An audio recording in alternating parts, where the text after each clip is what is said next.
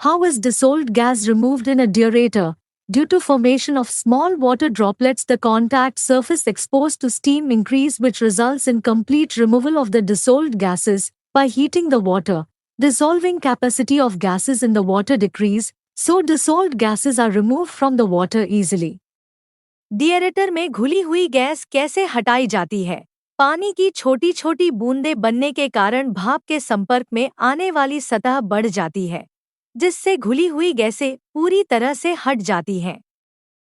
पानी को गर्म करने से पानी में गैसों की घुलने की क्षमता कम हो जाती है, इसलिए पानी से घुली हुई गैसें आसानी से निकल जाती हैं। What are the main function of steam drum? Supply water to the evaporator tubes and receive steam from the riser tubes, store water and steam, take out dry saturated steam and add feed water, maintain the boiler water level, separate steam and purify it through steam separator and purification parts, give blowdown from the surface of the water, add HP dosing chemical, take care of load fluctuation, as a lot of latent heat is stored in the boiler water. Steam drum का मुख्य कार्य क्या है? वाष्पीकरण करने वाली नलियों को पानी की आपूर्ति करना और रेजर नलियों से भाप प्राप्त करना, पानी और भाप को संग्रहित करना, सूखी संतृप्त भाप को बाहर निकालना और फीड वाटर जोड़ना, बॉयलर के पानी के स्तर को बनाए रखना, भाप को अलग करना और भाप विभाजक और शुद्धिकरण भागों के माध्यम से इसे शुद्ध करना। पानी की सतह से ब्लोडाउन देना, एचपी खुराक रसायन जोड़ना, लोड में उतार चढ़ाव का ध्यान रखना, क्योंकि बॉयलर के पानी में बहुत अधिक अव्यक्त ऊष्मा संग्रहित होती है। Why is an air vent provided at the steam drum? An air vent provided at the steam drum to release air during startup. During starting, when boiler water is heated, it swells. The air from the drum space is released gradually. Steam drum में air vent क्यों प्रदान किया जाता है? Steam drum में air vent प्रदान किया जाता है ताकि स्टार्टअप के दौरान हवा निकल सके।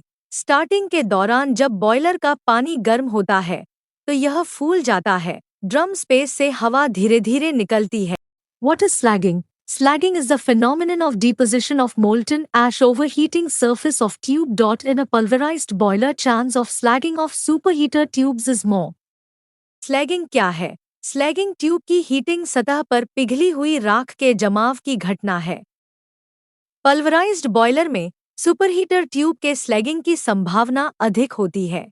What are the main function of water wall? Water wall absorbs mostly radiation energy of combustion and hence, the combustion product is cooled down and convective zones are saved. जल दीवार का मुख्य कार्य क्या है? जल दीवार दहन की अधिकांश विकिरण ऊर्जा को अवशोषित करती है और इसलिए दहन उत्पाद ठंडा हो जाता है और संवहन क्षेत्र बच जाते हैं। What are the main constituents of ash? Ash has following constituents: silica, CO2, aluminum oxide, AlO3, iron oxide, Fe2O3, sodium oxide, Na2O, potassium oxide, K2O, calcium oxide, CaO, magnesium oxide और magnesia, MgO। राख के मुख्य घटक क्या हैं?